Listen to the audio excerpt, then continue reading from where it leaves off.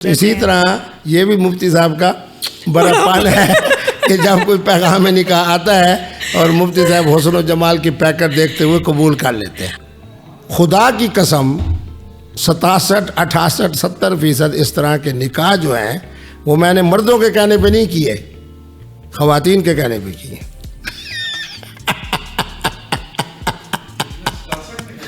مفتی عبدالقوی صاحب نے اگر آج ہزاروں نکاح اور ان میں سے 57% یا 62% خواتین کے کہنے پہ پڑھائی ہیں تو مفتی عبدالقوی زندہ باد۔ 15 سال سے لے کے 18 سال کی عمر تک جو بچی اپنے ولی کے ساتھ آئے، مفتی عبدالقوی اسلامی عدالت انصاف میں پہلے بھی نکاح پڑھا رہا ہے، اب بھی میں نکاح پڑھاؤں گا۔ دیکھتا ہوں کہ کون سا قانون ہے جو مجھے اٹھا کے لے جاتا ہے۔ یہیں سے نا اٹھا کے لے جائیں آپ کو؟ کون؟ یہیں سے نا، میں نے کہا باہر سے اٹھا کے لے جائیں۔ مفتی عبدالقوی صاحب کے پاس وظیفہ ہے فَأَخْشَيْنَاهُمْ فَهُمْ لَا يُبْصِرُونَ، جو اٹھانے کے لیے آئے گا وہ انشاءاللہ اندھا ہو جائے گا۔ مفتی عبدالقوی اس کو نظر نہیں آئے گا کہ جس کو میں نے کہا ہے کہ تم دوسرا نکاح کر لو، اس نے کہا جی میرا یہ مسائل ہے، یہ مسائل ہے، تو جی پہلی بیوی کو پتہ چل جائے گا۔ میں نے کہا میں ایسا وظیفہ تو بتاؤں گا، نہ پہلی بیوی کو پتہ چلے گا نہ پہلے سسرال کو پتہ چلے گا۔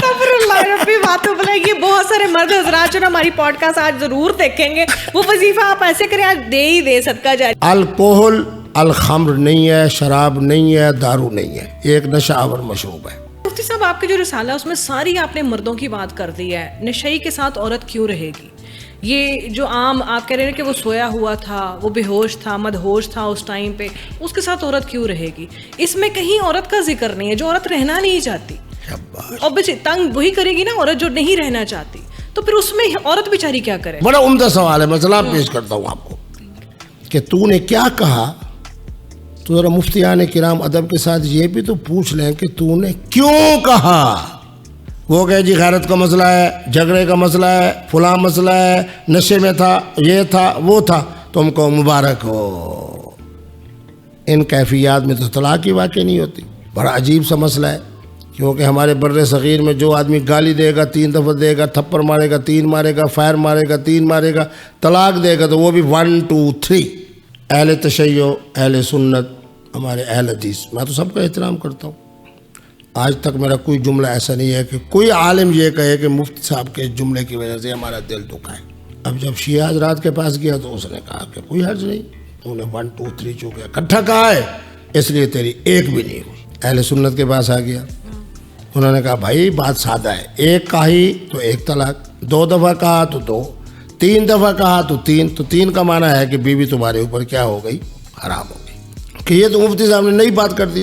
بھائی نئی بات نہیں ہے۔ مفتی عبدالقوی اگر 24 صفحے کا رسالہ لکھ رہا ہے، 32 صفحے کا رسالہ لکھ رہا ہے، تو معنی یہ ہوا کہ اس کے پاس دلائل کا 1400 سال کا ایک تسلسل ہے۔ میرے اوپر اس وقت بالکل وزن نہیں آئے گا، کیونکہ میں نبی پاک کی نسبت سے آسانی پیدا کر کے ان کو بتا رہا ہوں کہ یہ دلیل ہے، یہ دلیل ہے، یہ حوالہ ہے، یہ حوالہ ہے، یہ حوالہ ہے۔ اور اگر میں یہ دیکھتا ہوں کہ یار حوالہ اور دلیل کی طرف جاتا ہوں، میں ان کا دل نہیں توڑتا، یا کوئی اچھا نذرانہ مجھے مل رہا ہے، یا جناب کو جناب میں چاہتا ہوں کہ چلو ان کا گھر آباد ہو جائے، وہ رونے لگ گیا، منہ سماجت کرنے لگ گیا، اس پر پھر میرے اوپر وزن ہوگا۔ جس طرح ڈاکٹر ایک نئی ریسرچ اور تحقیق لے کر آتا ہے، مفتی عبدالقوی صاحب جو ریسرچ ہمارے مفتیان کرام کے ذہن سے نکل گئی تھی کتابوں میں سے، اسی تحقیق کو لے کے میں نے کہا یہ رسالہ پڑھو۔ وہاں پر بہت سارے مرد حضرات پھر وہاں پر تنگ کرتے ہیں کہ جب تک مرد تمہیں طلاق نہیں دے گا تم کہیں نہیں جا سکتی ہو۔ بالکل غلط ہے، اگر کہتی ہو تو میں اس پر بھی رسالہ لکھ دیتا ہوں۔ رسالہ تو آپ لکھ دیں گے، آپ کے پاس تو ماشاءاللہ بہت نالج ہے۔ پرندہ وہ تو اڑ گیا، اب پرندہ اڑنے کے بعد اب وہ پرندہ چلا گیا کس کے ہاں؟ مفتی صاحب بیوی کے ہاں، نہ بیوی کے ہاں، نہیں مفتی صاحب کے ہاتھ میں آ گیا۔ چلو مفتی صاحب کے ہاتھ میں آیا تو مفتی صاحب نے کہا بھی محترمہ یہ بتا، تیرے خامد نے تو جو طلاق دینی تھی دے دی، اب یہ بتا کہ اگر اللہ رسول تیرا گھر آباد کرے مفتی عبدالقوی صاحب کے اس رسالے کے مطابق، تو مجھے اجازت دیتی ہے کہ میں تیرا گھر آباد کروں؟ اگر وہ کہتی ہے ہاں تو پھر گھر آباد ہوگا، یہ بھی شرط ہے۔ ٹرانسجنڈر تھا یا نہیں تھا، مناحل کی بات کر رہے ہوں، تو اس کو آپ نے کہا کہ تم اپنے ساتھ ट्रांस लगा लो तो तुम्हें नाचने की सहूलत मिल जाएगी, क्योंकि यहाँ पर मर्द हजरात नाचेंगे तो फौरन से पहले लोग अगेंस्ट हो जाएंगे, अगर औरतें नाचेंगी तो उसके ऊपर फतवा लग जाएगा। तो आपने ये जो हिकमत अमली उसको बताई, आप उसको कहते हैं सीधे तरीके से तू बंग के खा ला है। महक मलिक जो है वो मर्दों के करीब है, इसलिए वो तबलीगी जमात में भी जाती है। इसी तरीके ना मौलाना हमारे तारिक जमील साहब ने भी उसका बड़ा इज़्ज़त किया, इकराम किया, उसको बेटा समझ के गले लगाया। मैंने भी उसके कान में एक बात की, वो भी बड़ी वायरल हुई, यही पूछने के लिए कि क्या है शरीयत के हवाले से। तो मैंने उनको कई दफ़ा कहा है, इस वजह से उन्होंने तबलीगी जमात में वक्त भी लगाया और फिर तौबा भी कर ली।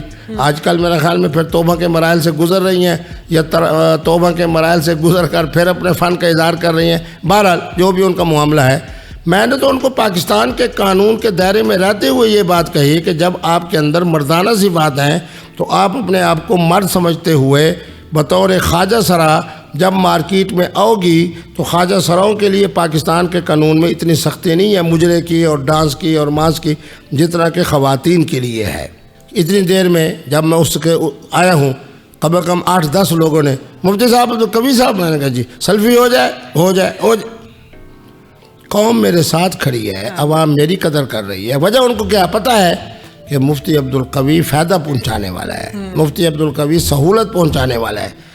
आपके प्रोग्राम के तवज्जो से कहता हूँ कि मेरा जो इस्लाम है वो फितरत का दीन है, हिकमत का दीन है, हकीकत का दीन है, सहूलत का दीन है, मोहब्बत का दीन है। मोहब्बत का ये सबसे असल पहले आपको कहना चाहिए था।